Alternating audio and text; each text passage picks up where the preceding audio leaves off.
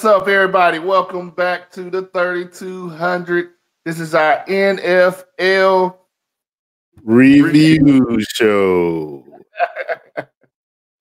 All right, there. John and Chris not with us on this show. I think Chris might jump in early. We'll see what happens here. Leo, what is happening, man? How was your Thanksgiving? My Thanksgiving was full of food and people. Good. The way I like my Thanksgiving. What was your favorite, man? What was your favorite for Thanksgiving? My son's lady. I'm gonna call her my daughter-in-law. My new daughter-in-law made a banana pudding cake, and it was so good. You ain't tell us about that, man. You ain't tell us about that. She could have made 2 banana pudding cakes before she came to both. The funny part, she did make 2. And what happened? It didn't make it to Beaumont. By the time I made it to Beaumont, it just did not make it. I like to say our father was involved. If you want to, I just talked to him a minute ago too. He ain't say nothing about this either. Oh man, he called me before the show, and he was like, yeah, I just got off the phone with Ike, and he was like, yeah, tell her that cake was, whew. Yeah, he actually made 2, and they didn't make it too far. All right, there. So I got something to be mad at her about, man. What was your favorite? Man, we did pretty good, man. We kept it in tight again this year, man. It was just we didn't want to bother with a whole bunch of people this year, so it's just me and the kids and Ebony, man. We just kind of kept it tight. Made a small Thanksgiving meal, man. I made some smoked turkey on my pellet grill, man. That's my favorite new toy, man, and it cooked to perfection, man. Perfect turkey, man. It was seasoned good, man. I stuffed it real good, man. It was one of my best turkeys, man. That pellet grill. I love my pellet grill, man. That's one of the best turkeys I've had, man. One of the best smoked turkeys I've done, man. I love it, man. It was good. All right. Cool. But I noticed you didn't save us none either. Oh man, nah, we good. No cake for you. After all the eating, man, we had some good games on Thanksgiving, man. I think all 3 games was pretty good on Thanksgiving, man. I disagree because I lost 2 of them. Well, let's get into the challenge, man. Let's get into the challenge. We're doing the pick challenge here on the 3200 with the 4 of us. The player that gets the least points will be punished, and the person who wins it all will get a nice little trophy. So with the updates from last week, man, we'll go starting from the least to the greatest. At the bottom was me and you. We only got 5 correct last week. Then Chris and Jonathan was tied for 9, which changes the entire order of everything there. That puts Jonathan at the lead with 69 points. I'm in second with 66. Chris is in third place with 58. And you're in last with 55, man. I just want to remind you, like I remind you every week, that if you pick the Cowboys, because last week, even if I would have picked the Cowboys, it still wouldn't have mattered. We had teams that lost that wasn't supposed to lose. Like Baltimore, you owe me something. Baltimore. Y'all lost to the Jaguars. The Jaguars. You owe me something. Who else went in there and just done horrible? Let's see. Them.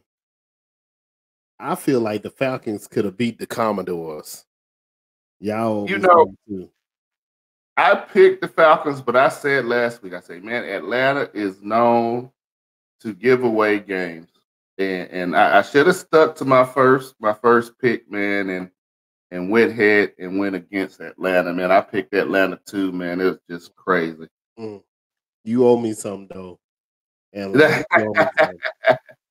that was just dumb. Oh shoot! So it was quite a few games in there. I did horrible overall last week. Just horrible. Yeah, yeah. Well, you can see what we're picking down at the bottom of the screen, man. Everything is displayed at the bottom for our next week's picks. Check them out. Let us know who you're picking. But let's talk some NFL, man. Speaking of the Cowboys, man, we started the week off before the Cowboys game. Jerry Jones got some bad news again, man. I don't know if it's somebody's out for Jerry or what, because last year it came up like Jerry's got a daughter, and Jerry, I don't know why they're going after my man, but somebody picked up a picture from 1957, I think it was, and Jerry was 14 years old, just standing at a in a crowd of people who were trying to stop some black kids from getting into school during desegregation. Jerry was 14. This is Arkansas. Jerry has since then has apologized, said that he was just a curious young man, and he was just there, and he wasn't trying to stop anybody. He said he does regret not doing something or speaking out at that time. What you think about that situation? He was 14 and in Arkansas. That's what I think about that situation. Yeah. Even if Jerry would have spoke out in that situation, Jerry would have got beat down. Just like remember the case about the black dude and the white guys that drove down to the South and got killed. They didn't let the white guys go. Yeah. He was 14 in the South. It's nothing new, people. I don't know what to say. And then I'm thinking about his age. You 14, so you're very influential at 14. You trying to just make it on your own. You know what I mean? Or either how it is when you that age and what's it about a high school? Yeah. And he was on and that's what he said. He's like, I was on the football team. I think he was like a freshman on the football team, and the whole football team went over there, and he just kind of followed, Yeah, you 14 football team. You just trying to make it. You don't want to be that guy. You know what I mean? You 14 in the South. I don't know what else to say about it. He wasn't a grown man stopping a kid from going in or whatever. He was with the crowd. 14. Crowd mentality. Crowd mentality still goes on today. Yep. I say same thing, man. He's 14, man. Look, he did some stupid stuff as a teenager, man. I dare one of y'all to say that you didn't do some stupid stuff or end up in some places you shouldn't have been at, or the situation that you shouldn't have been in. You know what I mean? Yeah. So I give him that, man. And he's 80-something years old right now, man. This is a long time ago. There's growth in there. And even, I hear people saying Jerry is racist, but those people who I hear him saying he's racist are not his players, or not none of the players that's played for him before. Is always people who are not fans of the Cowboys be saying he's racist or whatever. Now he might have some different values. I know, doing the whole March stuff, he said his team better not do that, but he has that right. Whether you agree with it or not, it's his team. He can say if it's his team, whether you like it or not, but I don't think he's racist. I think even as an owner, man, I was listening to a podcast earlier this week. I think it was The Pivot, and Michael Irvin was on there, and he was saying, I was talking to a former Giants player, and was asking like, hey, can I get some tickets to the game? And he was like, let me, I got to go, let me go on and see if I can buy some. And he's like, you buy tickets to the game? He's like, I show up and I park right next to Jerry, and I walk in the stadium every time. I ain't got to buy a ticket, you know what I mean? So he takes care of his former players, man. I think the players love him for the most part. They might disagree with him at times or whatever, but I never hear the players say anything bad about him. I don't think he's racist. I would say it was a different time. People raised different, man. There's always growth in that, man. People change. So something he did when he was 14. Now, you said last year he was out shooting protesters or something like that, then we have a problem there. But we good. We good on that. So it's just crazy. What else, man? While we in that division, man. Washington Commanders had a huge fail. I think even the fans were pissed off. They unveiled before the game this week Sean Taylor's memorial. I think we got a photo of it too. All right. So if you can see that there, this is a memorial for Sean Taylor. And they've got his helmet. They got a helmet along with his jersey, pants, and shoes. Now, what I understand is that I don't think I don't know what you think about it, but don't look like Washington spent a whole lot of time on this memorial here. It's pretty much put his jersey on like some wire. They said They like did some the same crap that when we went to the draft and they had all the teams with the helmets and that's all they did. And then it was like the jersey. They said the jersey is like Adidas, and the pants are Reebok, and the shoes like they don't even match. Like they didn't. They didn't do. They suck. Yeah, that's it. They suck. They failed with this memorial. Whoever y'all put in charge of this needs to be fired or must have been on a very low budget. They pretty much just threw it on a wire hanger, man. Yeah. I wish I could have found a better picture. Maybe they put below it who he was or a picture. I don't know, man. This just yeah. Even and for the people who aren't football fans, this is something that you regularly see. You know what I mean? This ain't something that people do usually for a memorial. This is like we're gonna have a game, an all-star game or something. So you'll have a bunch of jersey and uniforms like that kind of lined up in different places and stuff like that. It's not something that you would do for a memorial. Memorial usually is a statue. Yeah. It's nothing they spent time on. This is like something they threw together over the weekend. Yeah. So they had to hurry up and do. Which is sad because Sean Taylor was one of the best Washington players. I want to say Redskins because he was a Redskin at the time, but he's one of the best Washington players out there. And he died from CTE. So he died from playing your game for your team, pretty much sacrificing himself on that field and taking some big hits. So when it comes to that, I would think that you would take some time and do something nice and proper for it. I watched the unveiling, and when they pulled the unveiling off, the Washington fans were actually booing. They were pissed off. And then you could see like the family was in the front, and the family just kind of like looked to the side. You know how we do. Yeah. You know how we do, like, what the hell is this? And they kind of looking to the side, like, what is this? So it was messed up, man. At least I know statues are expensive, but at least get like a head statue or something.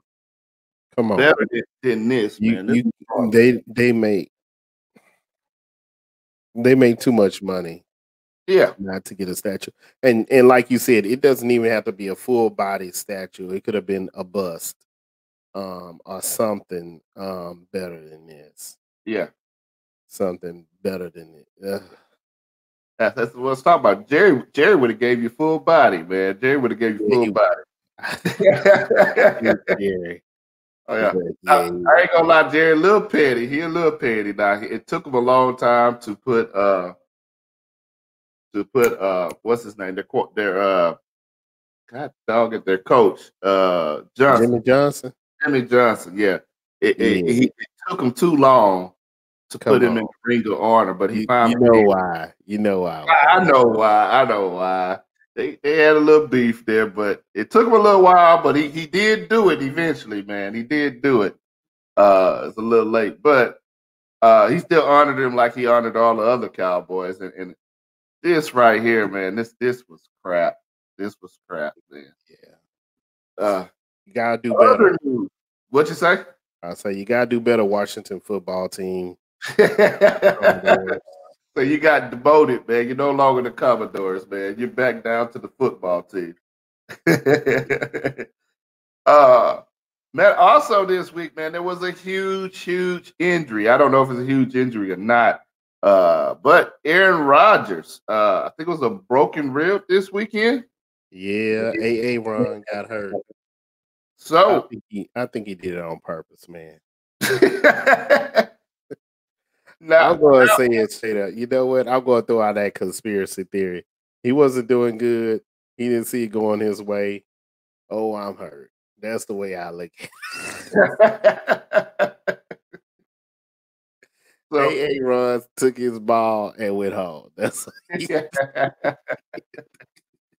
So, do you think, well, I was looking at reports today and it sounded like he's trying to play this week still with the broken rib. I think they play Chicago. I think they play Chicago this week. And then next week's a bye. So, do you think he's going to return, or do you think this is going to be the end of Aaron Rodgers? What should happen is don't play this week. You got a bye week after that, so they give you 2 weeks to get yourself healed. That's the smart thing. It ain't like you guys are on top or on the bottom. I think they kind of like middle, right? Right about now. They won 3 games. They're still on the bottom, man. We're getting on the bottom, so it doesn't really freaking matter. Yeah. You know what I mean? Don't go out there sacrificing yourself. Oh, I did it for the team. For what? Yeah. You know that one win ain't going to help you. As far as him concerned, I don't know what he's going to do, man.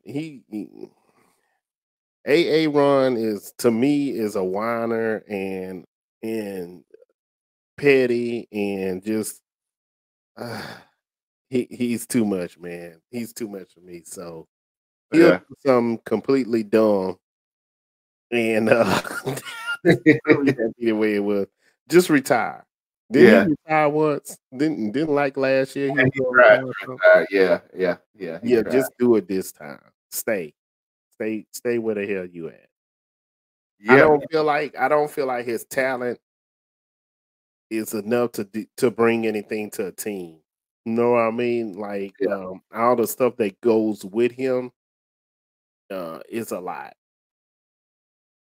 Do you think this would be it for him for football, man? Should he retire? He should. Yeah.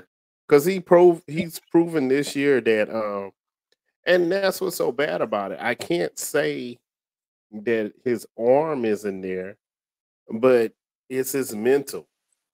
You know, if he doesn't if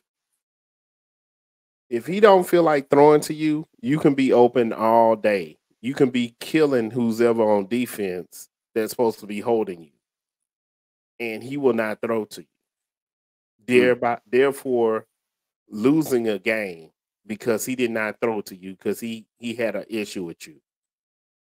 Maybe at practice you dropped the ball, and that's just how petty or he is. You know what I mean? And you don't need that. Yeah, you don't need that on a team. Yeah, especially when he have a young team like his team is. His receivers are. You're supposed to be teaching these guys. You ain't teaching them nothing. Yeah. All you teaching them is the how to be petty.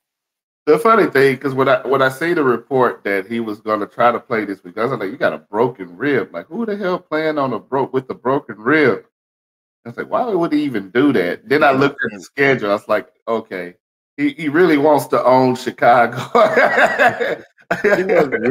he must really want to, but I'm like, dude, your line isn't. His line is okay. Yeah, but I still see you getting hit. Yeah, you know what I mean. And with a broken rib, you gonna feel that. You gonna feel that, buddy.